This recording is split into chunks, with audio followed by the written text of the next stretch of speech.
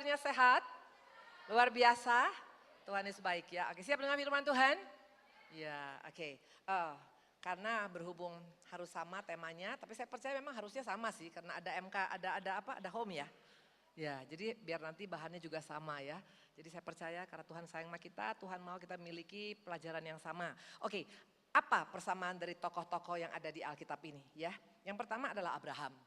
Ya, ada Abraham, ada Daniel, ada Daud, ada Nuh, ada siapa lagi? Ada Musa, ya. Apa persamaan mereka? Ya, mungkin pasti gampang lah kita bilang, pastilah Bu Indri mereka orang-orang yang baik, yang taat, yang takut akan Tuhan. Tapi ternyata enggak hanya 5, ada 6 orang yang persamaannya yang punya kesamaan yang sama. Satu lagi tadi yang pertama Abraham, Daud, Daniel, Musa, Nuh, dan perempuan pejinah kelas kakap yang namanya Maria Magdalena. Apa persamaan mereka? Mungkin kita bilang si Ibu Indri kali ajaran sesat nih. Gimana sekarang Maria Magdalena notabene-nya penjahat, pelacur yang suka berhubungan yang tidak baik disamakan dengan Abraham. Udah jelas Bapak Abraham, Allah Abraham, Ishak dan Yakub, ya gak mungkin lah ada persamaannya. Ada persamaannya ternyata. Dan ternyata persamaan ini yang membuat mereka menjadi pribadi yang luar biasa. Artinya kalau perempuan pelacur saja bisa punya persamaan dengan Abraham, berarti kita yang tidak mungkin seperti wanita ini juga pasti punya kesempatan untuk bisa punya persamaan seperti Abraham. Dan tidak heran hidup mereka diangkat Tuhan luar biasa. Ini ada rahasia besar yang mau Tuhan sampaikan pada kita ya. Kita akan buka satu-satu. Ya, yang pertama adalah siapa Abraham. Mana buktinya? Oh, sebentar. Sebelum apa persamaan tadi saya bilang ya. Persamaan mereka adalah satu, keintiman mereka dengan Tuhan. Abraham itu intim dengan Tuhan. Musa itu intim dengan Tuhan, Nuh itu intim dengan Tuhan, Daniel itu intim dengan Tuhan, dan juga tadi dikatakan siapa lagi tadi? Daud itu intim dengan Tuhan, dan ternyata perempuan pejina ini pun intim dengan Tuhan. Yang jadi pertanyaan, mana buktinya Bu Indri? Karena biasanya kita tuh orangnya kritis ya, pasti minta bukti. Saya juga begitu, kalau ada suatu pengajaran saya pasti bilang mana buktinya? Minta dulu, lihat dulu mana buktinya, sesuai firman Tuhan apa enggak? Dan memang sesuai firman Tuhan, ayo kita lihat satu-satu ya.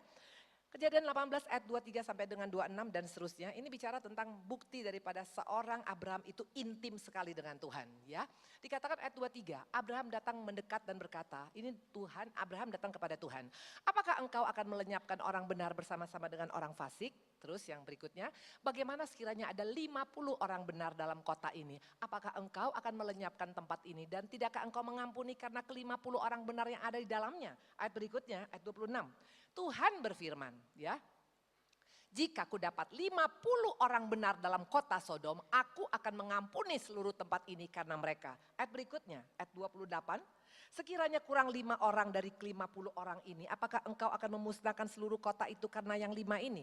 Ini permintaan Abraham. Tadi dia minta 50, tapi waktu dicek ternyata enggak ada 50, dia bilang oke, gimana kalau 45? Apa jawaban daripada Tuhan? Ya, dikatakan ayat ke-30, ya dikatakan ayat berikutnya, firmannya, aku tidak akan memusnahkan demikian jika aku dapat 30 orang di sana. Ini firman Tuhan. Ayat 30, katanya, ini Abraham lagi. Janganlah kiranya Tuhan murka kalau aku berkata sekali lagi. Sekiranya 30 didapat di sana, firmannya aku tidak akan berbuat demikian jika aku dapat 30 di sana. Ayat 31 dan 32. Katanya sesungguhnya aku telah memberanikan diri kepada Tuhan. Sekiranya 20 didapat di sana, firmannya aku tidak akan memusnahkannya karena yang 20 itu. Bayangkan, dari 50, 45, 40, 30, 20 dan gak sampai di sana, apalagi kata Abraham ya, dikatakan begini, janganlah kiranya Tuhan murka. Kalau aku berkata sekali ini saja, sekiranya 10 didapat di sana, firmannya, ini firman Tuhan, aku tidak akan memusnahkan karena yang ke-10 itu tadi. Waktu kau baca ayat ini, apa yang kau dapat? Ini ayat luar biasa loh, bayangkan seorang Abraham yang notabene-nya hanya debu dan tanah seperti kita, bisa nego dengan Bapa di surga, dengan Allah yang punya langit dan bumi. Kalau 50 gimana? Oke, 50 gak jadi gua hancurkan Sodom. Tapi gak ada, dia bilang ya udah Tuhan gimana kalau 45? Oke, gak ada masalah, gak ada juga. Kalau 40 oke. Kalau 30 oke, 20 oke, 10 oke, luar biasa. Kenapa bisa sampai dia nego dan berani nego dengan Tuhan? Jawabannya sederhana, karena dia melekat dengan Tuhan Yesus. Seorang yang melekat dengan seorang itu pasti akan sangat mudah. Misalnya mengajak, ayo dong ke sana dong, aduh ke sini lagi dong, aduh jangan gitu dong, betul? Tapi kalau dia tidak punya hubungan yang intim, dia nggak akan mungkin berani nego dengan Bapa di surga. Ini bukti kedekatan daripada seorang Abraham. Ya Abraham ini bukan pendeta, lagi-lagi seringkali kita menganggap hanya orang-orang yang berstatus rohani yang bisa dekat dengan Tuhan. Enggak, siapapun engkau. Engkau mungkin di tempat ini seperti Abraham, engkau pengusaha ternak, engkau pengusaha pabrik atau apapun. Engkau bisa dekat dengan Tuhan karena Tuhan nggak mencari hanya orang-orang yang notabene-nya orang dalam rohani saja yang bisa dekat dengan Tuhan. Dan lihat dampak daripada orang yang punya hubungan intim dengan Tuhan seperti Abraham. Ya kita lihat Kejadian 13 ayat 6 ya, nggak akan mungkin ini terjadi kalau memang Abraham tidak dekat dengan Tuhan ya. Kejadian 13 ayat 8, demikian firman Tuhan ayat 6, ayat 8 ya. Maka berkatalah Abraham kepada Lot, itu waktu itu ada ribut ya, antara keluar ada anak buah Lot dengan anak buah Abraham itu ribut. Padahal Lot itu adalah ponakan daripada Abraham. Ini istilahnya enceknya, tahu ya, encek ya, ponakan ya, omnya, tulangnya kalau bahasa Batak, betul ya. Dikatakan begini, Abraham berkata kepada Lot, janganlah kiranya ada perkelahian antara aku dengan engkau, antara para gembalaku dengan para gembalamu, sebab kita ini kerabat. Ayat berikutnya, dikatakan apa? Maka berkatalah Abraham ya, bukankah seluruh negeri ini terbuka untuk engkau? Baiklah pisahkan dirimu daripadaku. Jika engkau ke kiri, aku ke kanan. Jika engkau ke kanan, aku ke kiri. Bayangkan dan akhirnya Lot memilih yang paling bagus. Yaitu yang banyak airnya. Dan logikanya harusnya apa? Logikanya harusnya kalau ternak gak ada air pasti mati dong, betul? Dan ada resikonya untuk Abraham dengan menyuruh Lot memilih duluan. Sangat ada. Tapi seorang yang melekat pada Tuhan itu bisa melepaskan haknya loh. Luar biasa. Dalam rumah tangga, hancurnya rumah tangga enggak harus selalu karena orang ketiga saja. Tapi itu diawali dari ego daripada masing-masing pasangan. Suami ego, istri ego. Makanya terjadi perceraian, anak yang hancur. Ya, dari mana ketahuan orang yang ego? Dari pembicaraan, waktu komunikasi. Maunya hanya dia saja didengar, tapi enggak pernah mau mendengar istrinya. Mau dia saja mendengar, tapi enggak pernah dengar suaminya. Dari mana ketahuan orang ego? Nonton TV, maunya program dia saja, betul? Ya kebetulan dia suka misalnya Korea terus dari pagi sampai malam. Sampai suami hanya manyun aja, betul? Waktu engkau jadi pribadi yang ego, engkau tidak akan pernah bisa mengalami perkara besar.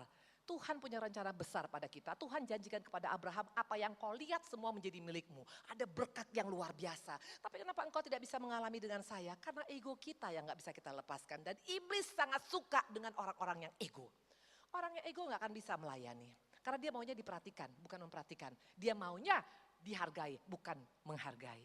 Kalau di tempat ini karakter ini masih ada pada kita, sampai kapanpun kita nggak akan punya hubungan baik dengan pasangan kita.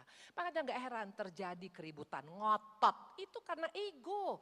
Tapi kalau engkau pribadi yang tidak ego, engkau bisa menerima apapun.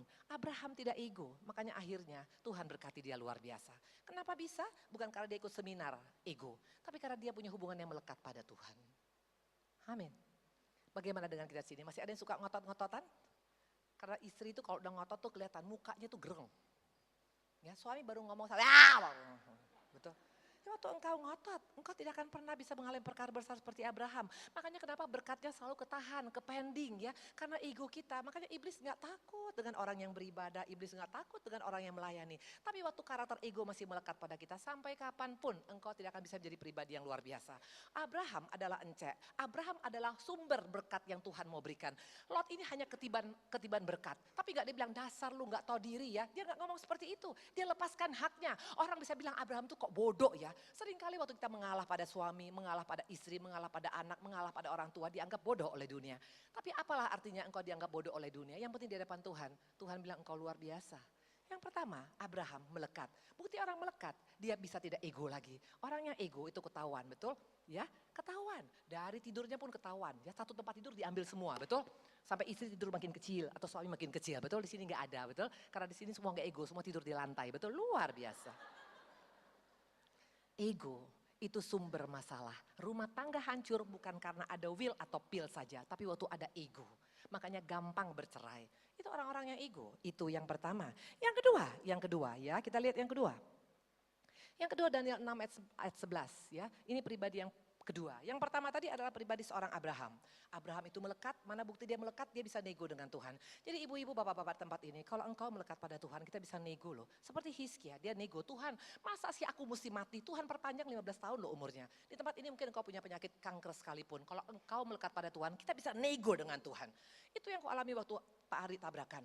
Waktu suamiku tabrakan, itu semua dokter.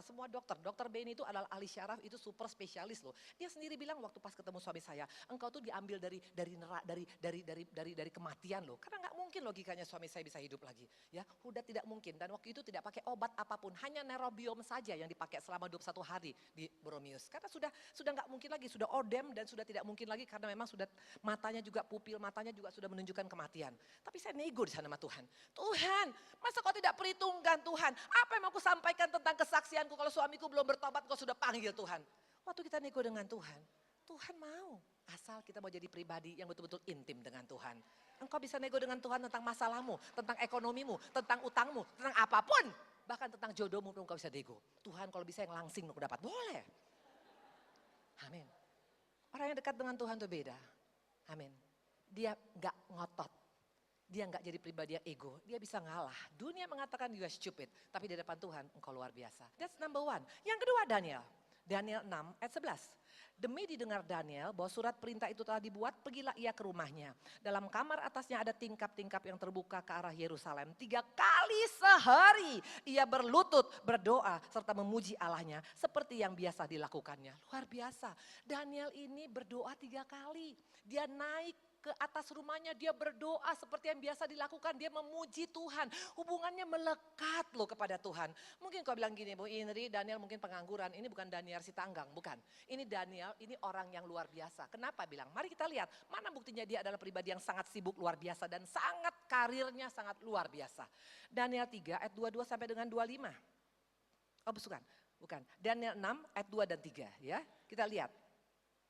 Ya apa posisi daripada seorang Daniel. Lalu berkenanlah Darius mengangkat 120 wakil-wakil raja atas kerajaannya. Bayangkan ada 120 wakil raja, berarti mungkin itu gubernur kali. Ada 120 gubernur dalam negara itu ya. Dan dikatakan mereka akan ditempatkan di seluruh kerajaan. Membawahi mereka diangkat pula 3 pejabat tinggi dan Daniel adalah salah satu dari ketiga orang itu. Kepada mereka lah para wakil-wakil raja harus memberi pertanggungjawaban supaya raja jangan dirugikan.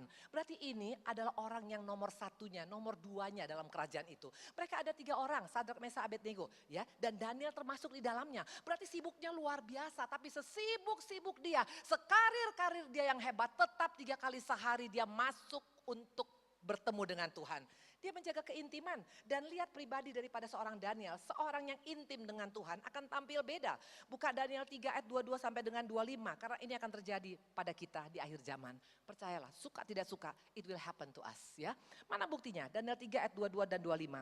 Karena titah raja keras, dipanaskanlah perapian itu dengan luar biasa. Sehingga nyala api itu membakar mati orang-orang yang mengangkat Sadrak, Mesa, Abednego ke atasnya.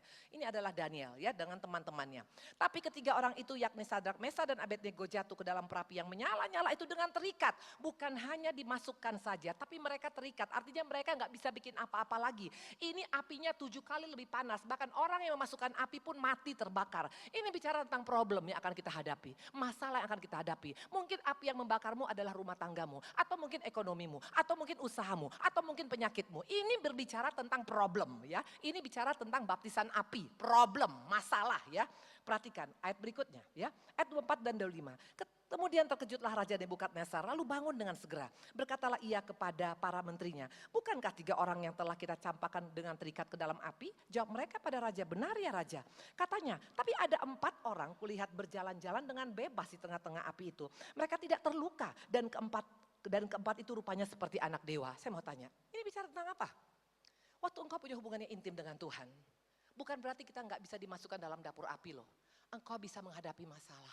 Tapi yang membedakannya seorang Daniel di tengah api yang panas luar biasa. Dia bisa jalan santai. Ini bicara tentang apa? Walaupun masalahmu besar luar biasa. Tapi engkau bisa menikmati masalahmu. Bahkan jadi berkat di tengah-tengah masalahmu. Ini luar biasa. Kok bisa Bu Indri? Jawabannya sederhana. Karena dia punya hubungan yang intim dengan Tuhan. Seorang yang punya hubungan yang intim dengan Tuhan. Itu imannya kuat loh. Itu gak gampang rontok. Makanya masih bisa jadi berkat di tengah-tengah masalah. Ini yang kita butuhkan di akhir zaman. Karena ingat ibu-ibu, bapak-bapak di tempat ini siapapun engkau. Jangan pernah kita pikir Indonesia akan lebih baik lagi. Akan ada banyak masalah bukan hanya Indonesia tapi seluruh dunia. Karena ini di akhir zaman. Kita akan masuk dapur api yang panasnya 7 kali lipat. Tapi orang yang punya hubungan intim dengan Tuhan, dia tetap masih bisa menikmati. Masih bisa bersyukur di tengah-tengah masalahnya. Ini yang luar biasa. Waktu kami pindah ke Medan, ke Bandung, itu bukan hal yang mudah. Apalagi waktu itu hotel kami dibakar. Kami punya hotel itu cukup bagus, tapi dibakar oleh GAM dalam waktu 2 jam. Jadi waktu kami pindah ke Bandung dengan Pak Ari, kami pindah ke sini dengan anak-anak 3 masih kecil-kecil. Kami tidak punya apa-apa karena dibakar hotelnya, jadi gak ada punya usaha apapun. Ya, tidak mudah loh. Saya masih ingat tuh, tipe rumah kami itu tipe 21 ya Pak. Tipe 21, siapa di sini yang punya rumah tipe 21? Kecil luar biasa, kamarnya hanya 2 ya. Dengan anak 3 kamar 2, yang satu anak tidurnya di lantai ya. Suami saya dengan saya tidur satu kamar, itu kecil 2 kali 2, 2 kali 3. Baru buka pintu langsung tempat tidur, gak ada perabotan lagi ya. Dan kami gak punya meja makan, artinya apa? Gak punya kamar makan, makanya taman kami bikin jadi untuk meja makan ya. Dan itu kami alamin bertahun-tahun ya. Anak-anak juga sampai sempat naik turun angkot ya. Dan setiap tanggal 10 itu kadang-kadang ditagih belum bayar uang sekolah. Itu pernah kami alamin. Dan saya masih ingat waktu saya pelayanan, pertama kali saya pelayanan, saya punya baju itu gak seperti ini. Kalau sekarang oke lah ya, agak matching gitu ya. Ya, rambut pun agak oke lah gitu ya. Oh, kalau dulu beda. Saya pelayanan memang pelayanan, tapi saya beli baju tahu di mana? Di Cimol. Tahu di Cimol itu harganya 25.000 satu, tapi ternyata bisa ditawar lagi jadi 5.000 satu. Saya beli 20 biji. Itu kupakai selama bertahun-tahun pelayanan. Itu pernah aku alami, tapi seorang yang melekat pada Tuhan, engkau bisa menikmati semuanya itu. Orang lain pergi liburan ke luar negeri, kami gak pernah liburan ke luar negeri. Kan masih ada tuh kan kebun binatang sana bisa duduk di lantai betul ya. Dengan engkau ditikar, dimanapun engkau bisa menikmatin. Kalau engkau punya hubungan intim dengan Tuhan, engkau bisa menikmati masalahmu. Seperti seorang Yakub berkata 14 tahun dia bekerja tanpa diupah Laban. Tapi dikatakan 14 tahun seperti berapa hari saja. Kenapa bisa? Bukan karena dia Superman, tapi karena dia melekat kepada Tuhan. Ini membuat dia bisa kuat menghadapi masalah. Daniel bisa kuat menghadapi masalah. Apinya bukan api kecil, ini bukan api kompor dari Rinnai, ini apinya 7 kali lebih panas. Luar biasa panasnya, ya. Rambut satu pun tidak terbakar. Kenapa bisa? Proteksi Tuhan buat orang-orang yang melekat kepada dia. Wow, tepuk tangan buat Tuhan Yesus. Amin. Yang pertama, tadi adalah Abraham, saking melekatnya sampai dia bisa nego. Dan akhirnya apa? Dia bisa menghilangkan egonya. Untuk menghilangkan ego gak perlu ikut seminar di mana-mana. Seminar kita cukup masuk hadirat Tuhan. Engkau bisa merontokkan karakter-karakter egomu. Yang kedua dikatakan adalah apa? Bisa menikmati masalah. Ingat, ini akhir zaman. Jangan pernah pikir kalau engkau sudah melekat sama Tuhan, otomatis gak ada masalah. Sangat ada. Karena bukti pengikut Yesus harus ikut salib. Harus pikul salib. Harus lewat Golgota. Harus mengalami penyalipan. Supaya engkau mengalami dikemuliakan Tuhan. Amin. Itu yang kedua. Yang ketiga. Ya, yang ketiga. Yang ketiga Mazmur 64 ayat 10. Ini lebih luar biasa lagi. Ini seorang Daud. Sebab lebih baik 1 hari di pelataranmu daripada 1000 hari di tempat lain. Lebih baik berdiam di ambang pintu rumah Allah daripada diam di kemah-kemah orang fasik. Jelas dikatakan Daud ini kurang apa sih kayanya? Dia kaya raya luar biasa. Enggak dikatakan saya itu paling happy kalau misalnya dekat mobilku dengan Ferrari saya. Enggak dia bilang. Atau aku suka dekat dengan istriku yang cantik-cantik. Enggak. Dia enggak bilang aku dekat suka kalau wanita ya suka melihat tasku yang dengan merek-merek. Enggak. Dia katakan lebih baik tinggal di rumah Tuhan 1 hari daripada di tempat lain. Ini orang Daud yang kaya raya. Ini bukan orang miskin, bukan orang gagal. Ini orang yang sangat berhasil. Tapi dia memilih hubungan intim dengan Tuhan. Dan lihat akibatnya, apa yang terjadi? Waktu seorang mempunyai hubungan intim, dia bisa lakukan ayat ini loh. Matius 5 ayat 43 sampai dengan 44. Kalau engkau gak punya hubungan intim dengan Tuhan, kita tidak akan pernah bisa melakukan ayat yang satu ini. Dikatakan apa? Kamu telah mendengar, kasihlah sesama manusia dan bencilah musuhmu. Ayat berikutnya. Dikatakan tetapi aku berkata padamu, ini kata firman Tuhan, kasihilah musuhmu dan berdoalah bagi mereka yang menganiaya kamu. Tidak main-main, suami gila tapi kita tetap mengasihi dia. Istri suka foya-foya tetapi tetap kita mengasihi dia. Anak yang kurang ajar kita masih bisa mengasihi dia. Orang tua yang gak peduli kita bisa mengasihi dia. Kenapa bisa? Waktu engkau punya hubungan intim dengan Tuhan, engkau punya roh pemaaf yang luar biasa. Amin. Saya pernah menyimpan sakit hati dengan keluarga besar saya, itu cukup lama. Karena masalah biasa, masalah keluarga besar. Ya, rugi orang yang menyimpan sakit hati itu. Daud, apa efek daripada dia melekat pada Tuhan? Dia bisa mengampuni keluarga daripada Saul. Bahkan dikatakan bukan hanya mengampunin. Keluarga Saul tuh punya cucu, ya namanya Mephiboset. Ya, itu bisa sampai dia ajak tinggal di istana, bahkan makan tiap hari dengan Daud. Padahal kalau dipikir-pikir, musuhnya itu harusnya dipotong, betul? Karena zaman perjanjian lama, semua itu orang dari mulai anak, istri, semuanya itu harus dihajar habis kalau mereka punya kesalahan. Itu perintah Tuhan. Tapi seorang Daud, dia mengampuni bahkan memberkati musuhnya. Bahkan diajak makan, setiap hari dia makan bersama dengan Mephiboset. Padahal ini adalah keturunan daripada Saul. Kenapa bisa Bu Indri? Jawaban sederhana. Waktu engkau punya hubungan intim dengan Tuhan, engkau bisa mengampuni. Saya panggil Robert kemari. Dan Leo. Ya, Robert dan Leo kemari. Ya. Orang yang menyimpan sakit hati itu rugi loh. Betul? Waktu engkau tidak bisa mengampuni musuhmu, engkau adalah pribadi yang sangat rugi. Capek hidup ini, ya. Dan yang pasti rasanya beban itu berat sekali, ya. Di sini ada Robert, ya. Di sini ada Leo, ya. Robert berapa kilo beratnya? 75. Leo berapa kilo? 60. Kesannya fine lah ya, 75 dengan 60 nggak ada masalah, betul? Tapi kebetulan Leo ini mengambil pacarnya Robert, betul? Dalam mimpi.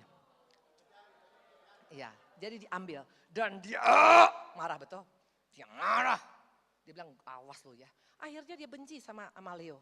Dan akibat dia benci dia harus memikirkan Leo tuh hampir tiap hari di kepala dia. Coba sekarang kalau gitu Leo sekarang Robert gendong Leo. Ya. Bayangkan ini tunggu sebentar. Digendong, betul? Karena dia menyimpan sakit hati kepada Leo. Yang kesannya memang cuma 60 kilo, kecil, nothing. Tapi bayangkan Robert pergi ke ujung sana, gendong Leo, ayo. Terus ya, ayo terus. Belok lagi, sini. Capek apa enggak Robert? Capek, kesana lagi Robert. Ya, udah keenakan Leo, udah. Oke, thank you. Ya, bayangkan ini masih satu yang dia benci. Dia sudah gendong, udah capek. Dan ini mungkin baru cuma couple of second. Bayangkan kalau engkau menyimpan sakit hati sampai bertahun-tahun. Engkau gendong tuh orang setiap hari dalam hidupmu. Bagaimana engkau bisa mengalami sukacita damai sejahtera? Tidak mungkin. Makanya seorang Daud bisa mengampuni musuh besarnya punya keturunan. Kenapa bisa? Karena dia punya hubungan intim dengan Tuhan. Dan akibatnya Tuhan berkati Daud sampai selama-lamanya. Bahkan Tuhan gak bisa tahan berkat. Waktu pas orang Israel nakal, anak-anak keturunan daripada Salomo jahat. Selalu Tuhan bilang apa? Karena hambaku Daud. Tuhan gak bisa tahan berkat buat orang yang bisa mengampuni. Hari ini lihat kanan kiri, bilang makanya lu jangan simpan sakit hati sama laki lu atau sama istrimu atau sama tetangga. Bilang ayo salam. Rugi engkau gendong. Satu orang kau benci masih mending kau gendong. Tapi bayangkan kalau ada 3-4 orang kau gendong. Tiap hari engkau akan terjerembab. Engkau akan tidak bisa menjadi pribadi yang luar biasa. Kenapa bisa? Karena melekat. Itu yang ketiga.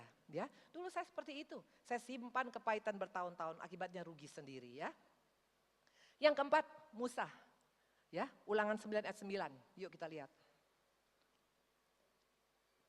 Mana buktinya Musa melekat pada Tuhan? Setelah aku mendaki gunung untuk menerima loh-loh batu, loh-loh perjanjian yang diikat Tuhan dengan kamu, maka aku tinggal 40 hari 40 malam lamanya di gunung. Roti tidak kumakan dan air tidak kuminum. Ini bukti daripada pribadi Musa adalah pribadi yang sangat melekat pada Tuhan. Di gunung Sinai dia membawa loh batu itu turun sampai 40 hari loh.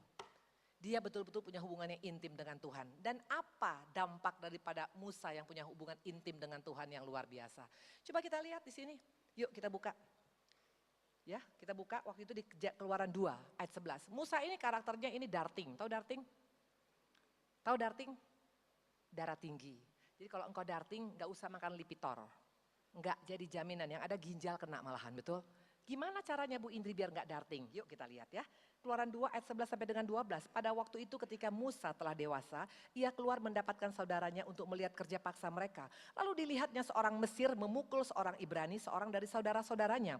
Ia menoleh ke sana ke sini, ketika dilihatnya tidak ada orang, dibunuhnya orang Mesir itu. Disembunyikannya mayatnya dalam pasir. Ini karakter Musa awalnya. Sebelum dia punya hubungan intim dengan Tuhan, waktu dia masih tinggal di Mesir. Setiap orang yang tidak disuka, bong! Dia sikat habis. Orangnya darting. Tapi lihat sesudah dia punya hubungan intim dengan Tuhan 40 hari di Gunung Sinai. Banyak pujian, penyembahan. Dia bisa berubah menjadi pribadi yang lemah lembut. Makanya dikatakan di Alkitab, Musa ini adalah pribadi yang lemah lembut. Mana bukti lemah lembut?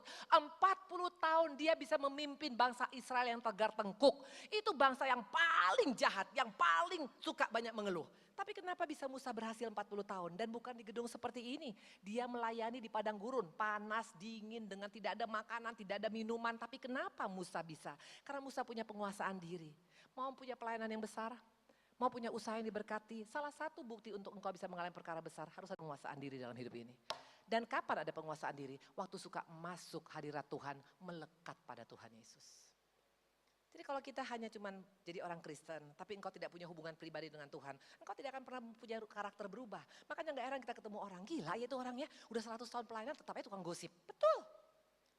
Orang yang gak suka masuk hadirat Tuhan, itu pasti hanya suka mengeluh, suka komplain, suka menyalahkan orang. Karena dia gak dipuaskan. Tapi orang yang dipuaskan akan berbeda. Dia akan bisa mengampuni, dia akan bisa mengalah, dia akan bisa tadi seperti dikatakan penguasaan diri. Jadi tempat ini orang yang suka darting. Ada yang masih darting angkat tangan? Di sini semuanya luar biasa, lemah lembut, luar biasa. Keren banget ya. Terutama wanita yang darting. Ada sini wanita yang darting, yang suka marah-marah sama suaminya. Suami pulang malam dimarah-marahin, nggak pulang dimarahin. Makanya suami nggak pernah pulang lagi, betul? Betul ya. Waktu dulu Pak Ari masih pernah ya Pak ya, sering juga nggak pulang ya Pak ya. Tapi dengan aku darting makin gak pulang suami saya. Makanya Pak Ari pernah bilang daripada gue dimarahin mendingan gak pulang. Jadi gak pulang-pulang sampai seminggu. Ya, dan laki-laki suka lah kalau gak pulang-pulang, betul? Ya, jadi jangan kita kasih celah ibu-ibu. Dengan kau darting suamimu gak berubah. Dengan kau darting istrimu gak berubah. Tapi dengan engkau punya penguasaan diri, semua Tuhan bisa ubahkan. Amin. Itu yang ketiga, yang keempat. Yang kelima. Nuh. Nuh ini dikatakan bergaul dengan Tuhan. Hanya satu ayat. Ya, kalau tadi Abraham nggak dikatakan dengan spesifik ya bahwa dia bergaul dengan Tuhan.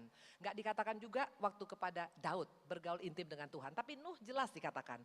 Ayat Kejadian 6 ayat 9. Inilah riwayat Nuh. Nuh adalah seorang yang benar dan tidak bercela di antara orang-orang sejamannya. Dan Nuh itu hidup bergaul dengan Tuhan. Nuh ini bergaul dengan Tuhan. Dia intim dengan Tuhan. Dan apa dampak daripada seorang yang bergaul dengan Tuhan? Saya mau tanya, bahtera yang dibangun Nuh besar apa enggak? Besar. Buktinya besar apa? Seluruh binatang bisa masuk ke dalamnya satu pasang. Dan saya percaya yang masuk bukan hanya semut, betul? Mungkin ada gajah yang lagi hamil 8 bulan, betul? Jadi bayangkan gajahnya lagi hamil, suaminya kebetulan juga mungkin penyakit itu loh, penyakit yang ada yang apa penyakit yang mungkin kena malaria. Jadi badannya makin membesar, betul?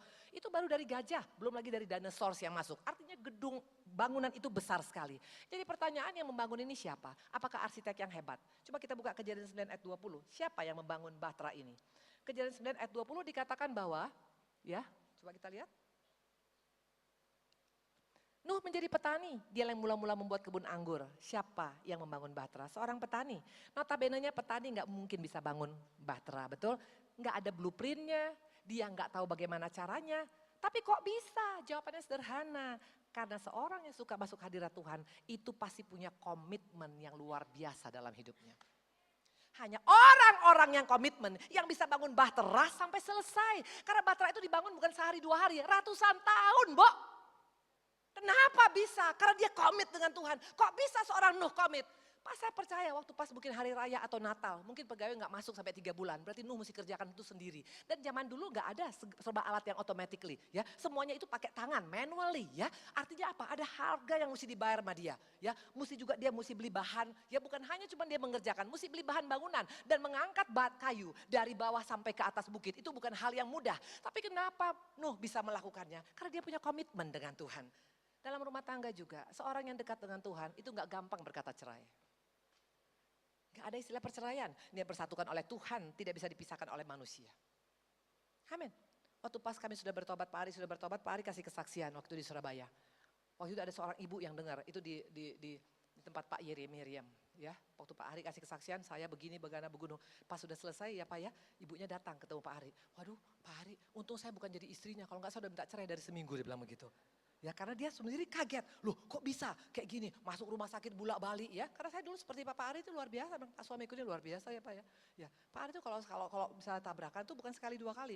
Jadi Boromeo itu udah langganan kami, paling enggak per 6 bulan sekali lah masuk ya. Kalau enggak yang hidungnya kebelah atau misalnya dengkulnya yang bolong ya. Tapi seorang yang komitmen enggak persoalkan itu. Karena apapun keberadaan pasanganmu, apapun keberadaan daripada istrimu, apapun keberadaan daripada anak-anakmu, yang dipersatukan oleh Tuhan tidak bisa dipisahkan oleh manusia. Orang yang komit dalam rumah tangga itu yang akan Tuhan percayakan hal yang luar biasa. Kalau Nuh bisa komit, makanya dia menjadi pribadi yang luar biasa. Dia dipakai Tuhan luar biasa karena Tuhan mencari pribadi-pribadi yang komit. Pribadi-pribadi yang bisa mengampuni, pribadi-pribadi yang bisa melepaskan hak, pribadi-pribadi yang bisa penguasaan diri. Itu target yang mau Tuhan cari dari kita. Dan hanya dengan melekat pada Tuhan, engkau bisa seperti itu. Engkau tidak akan bisa seperti itu hanya sekedar karena engkau orang Kristen. Sampai kapanpun kita gak akan pernah mengalami perubahan dalam hidup kita. Tetap ngotot, tetap gak bisa mengucap syukur, tetap gak bisa mengampuni. Bukan karena masalahnya kebesaran, tapi kedekatan dengan Tuhan dipertanyakan. Amin. Yang berikutnya di sini. Yang kelima, Lukas 7. Ini wanita pejina, mana buktinya dia dekat dengan Tuhan? Ayat 44 sampai dengan 46, dan sambil berpaling kepada perempuan itu ia berkata pada Simon, engkau lihat perempuan ini, aku masuk ke rumahmu namun engkau tidak memberi aku air untuk membasuh kakiku. Tapi dia membasahi kakiku dengan air mata dan menyekanya dengan rambutnya. Engkau tidak mencium aku, tapi sejak aku masuk ia tidak henti-hentinya mencium kakiku. Engkau tidak meminyaki kepalaku dengan minyak, tapi dia minyaki kakiku dengan minyak wangi. Mana buktinya perempuan ini dekat dengan Tuhan? Saya mau tanya, kalau orang nangis, membasuh kaki Tuhan dengan air mata, kira-kira posisinya berapa ratus kilometer? Nggak mungkin lah kilometer, betul? Ini kaki Tuhan, ini air mata. Kira-kira saya posisinya di mana untuk bisa membasuh kaki Tuhan dengan air mata saya? Harus dekat, betul? Dan kebetulan rambut saya pendek, kira-kira bagaimana saya melap kaki Tuhan kalau rambutku pendek? Kan berarti aku mesti gini-gini, betul? Aku sangat dekat dengan Tuhan. Dan inilah perempuan itu, dan akibat dia dekat dengan Tuhan, punya hubungannya intim dengan Tuhan. Lihat yang luar biasa, ya.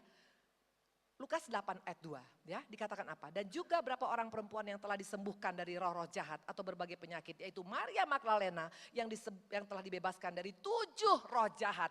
Untuk engkau bisa melepaskan karakter-karakter burukmu. Karakter suka bohong, suka gosip, suka mencuri, suka berzina, suka selingkuh, nonton VCD porno, apapun itu hanya bisa waktu engkau intim dengan Tuhan, engkau bisa tanggalkan. 7 roh jahat bicara tentang angka sempurna. Tidak ada dosa, tidak ada kekurangan yang tidak bisa dibereskan waktu engkau intim dengan Tuhan. Makanya cari sumbernya. Cari sumbernya. Mereka ini dikatakan pribadi-pribadi yang luar biasa. Dan kalau kita lihat dampak daripada perempuan ini sesudah ditanggalkan segala karakter yang jeleknya. Yang pertama kali bertemu dengan Yesus sudah bangkit adalah Maria Magdalena. Satu privilege yang luar biasa. Mau engkau mendapat penghormatan dari Tuhan. Suka tidak suka, kita harus melekat pada Tuhan, dekat dengan Tuhan. Mungkin kau bilang, Bu Indri, gimana cara kita bisa dekat dengan Tuhan? Siapa di sini yang pernah pacaran sebelum menikah? Semua kawin jodoh? Dipaksa? Waktu aku dulu pacaran sama Pak Ari, sebelum aku menikah, itu luar biasa. Aku masih ingat setiap lewat rumahnya. Asal mau lewat ini baru ngaku loh Pak.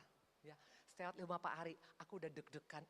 Nanti jangan sampai kelihatan ada cabai di gigiku, betul? Aku langsung lihat semua, jangan sampai miring, bedak jangan miring. Kenapa? Karena aku mau ngasih dia, betul? Demikian juga kita. Kalau engkau berkata engkau mau melekat pada Tuhan, berarti ada kasih mula-mulamu yang harus kau pertahankan. Orang yang masih cinta mula-mula itu pasti kelihatan. Pengen kelihatan cantik gak kalau ketemu dengan pacarnya? Pengen, betul. Demikian juga engkau, datang beribadah pasti engkau antusias. Betul? Ya, gak mungkin ngantuk kalau ketemu pacar. Ada gak orang sini ketemu pacar? Gak mungkin, betul. Pasti dia antusias, betul. Bayangkan acara jam 10, jam 8 udah datang loh. Itu orangnya antusias, karena apa? Kasih mula-mula, first love, jatuh cinta, betul? Ya, apalagi bukti orang yang jatuh cinta. Siapa di sini yang suka dapat surat cinta dari pacarnya? Dulu, sebelum menikah. Di sini semua kaku-kaku ya, luar biasa. Ya. Dulu Pak Ari pernah ngirim surat sama saya. Padahal bukan surat, hanya selembar kertas. Hanya selembar kertas, aku masih ingat. Aku simpan dulu di tasku cukup lama loh. Gak tahu sekarang tasnya mungkin gak tahu di mana. Akhirnya aku gak tahu lagi di mana. Tapi intinya aku simpan bertahun-tahun. Itu hanya bikin surat hanya gini, I love you. Aku ambil itu mikroskop, aku lihat. Mana tahu di dalam I love you ada I love you yang lain lagi. Itu orang yang jatuh cinta. Demikian juga kita kalau engkau bilang engkau jatuh cinta pada Tuhan Yesus. Pasti suka baca surat cintanya, yaitu apa? Alkitab. Suka baca Alkitab gak setiap hari? Kalau engkau baca Alkitab hanya seminggu sekali, engkau belum jatuh cinta, hati-hati. Hubungan intim membuat engkau tidak akan bisa berubah karakter. Sampai kapanpun karaktermu tetap seperti ini. Dan nanti waktu Tuhan datang, Tuhan akan lihat mana buah yang pohon yang menghasilkan buah karakter. Yang belum menghasilkan karakter Yesus, dipotong habis. Amin. Orang jatuh cinta, suka traktir gak? Suka traktir betul? Ya, ngajak makan, nanti giliran gak bisa bayar, lalu dipikir di rumah, betul? Aduh ini gimana, utang gue di mana-mana, betul? Tapi kalau dia, ayo pesan aja. Dia gitu, aduh gila, gak habis-habis nih, betul? Ya, orang jatuh cinta suka traktir.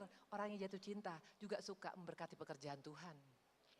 Amin. Apalagi bukti orang jatuh cinta, dia pasti suka muji pasangannya, betul. Kamu kok cakep banget sih. Pak Ari kalau misalnya bilang saya, kamu cakep. Bisa saya pakai baju ini, dibilang cantik. Ini gak aku berhenti, gak aku lepasin 3 hari 3 malam loh.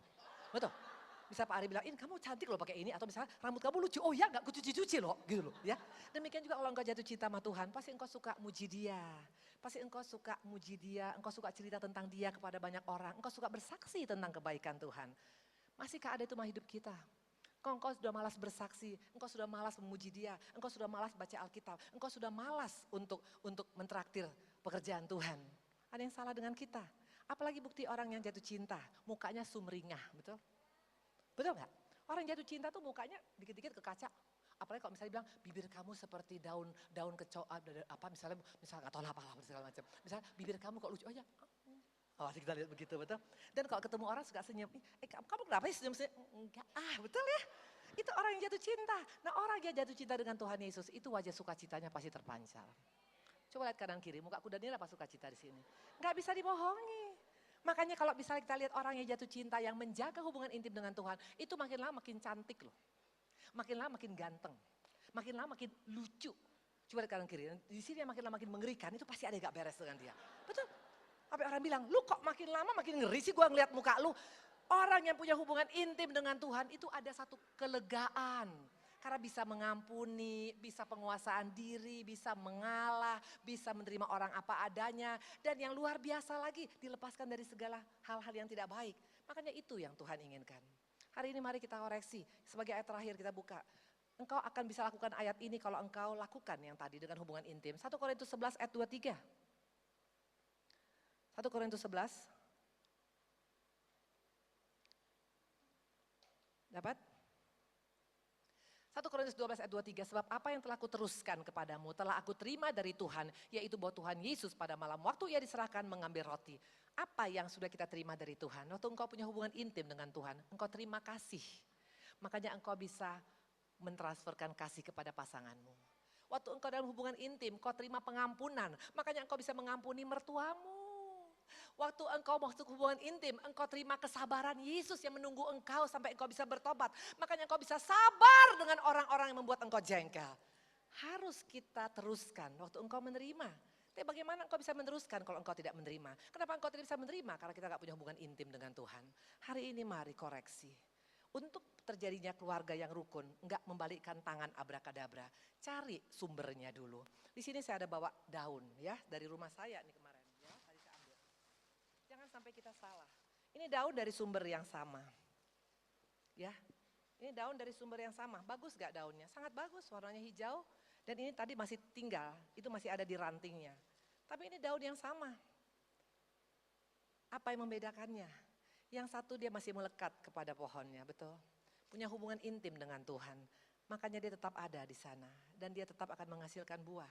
Tapi yang satu lagi, dia gak melekat sama pohon, kurang intim. Akhirnya dia jatuh, ya, dan jatuh. Dan saya percaya nggak ada satupun orang yang suka menyimpan daun yang kering. Ini nanti akan disapu sama satpam dari rumah kami dan pasti akan dibakar. Itulah kita kalau nggak punya hubungan intim dengan Tuhan. Hari ini mari koreksi.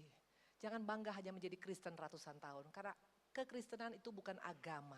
Kekristenan adalah hubungan intim kita dengan Tuhan. Amin. Waktu engkau intim, engkau akan bisa menjadi pribadi yang mengalah. Engkau akan bisa jadi pribadi yang penguasaan diri. Engkau akan bisa jadi pribadi yang apa tadi katakan, yang punya komitmen. Gak akan gampang terpengaruh. Kalau engkau punya hubungan intim, engkau akan dilepaskan dari segala hal yang tidak baik. Sekarang saya sudah buka untuk doa. Pak Andi berikan saya tempat itu di Teens, ya itu tiap hari Selasa. Itu dari jam 2 sampai jam 6. Kalau ada yang mau datang ke sana, engkau di sana datang, engkau hanya berdoa, mau 1 jam boleh, mau 2 jam boleh, kita sampai 4 jam setiap hari Selasa. Dan saya merasa semakin rilis. Seorang ibu baru sekali datang, waktu dia pertama kali datang kebetulan dia orang Batak. Ya orang Batak, mana orang Batak sini? Angkat tangan. Karena orang Batak tuh punya spesial ciri khas, yaitu apa? Ciri khasnya adalah segi 8 mukanya, betul? Ya, waktu dia pertama mukanya segi 8, kayak kubus, betul? Hari pertama makin kurang, segi 7. Kemarin udah 3 kali datang, sekarang udah kayak Korea mukanya, luar biasa. Kenapa bisa kayak Korea? Jawabannya sederhana, masuk hubungan intim dengan Tuhan membuat engkau menjadi pribadi yang luar biasa.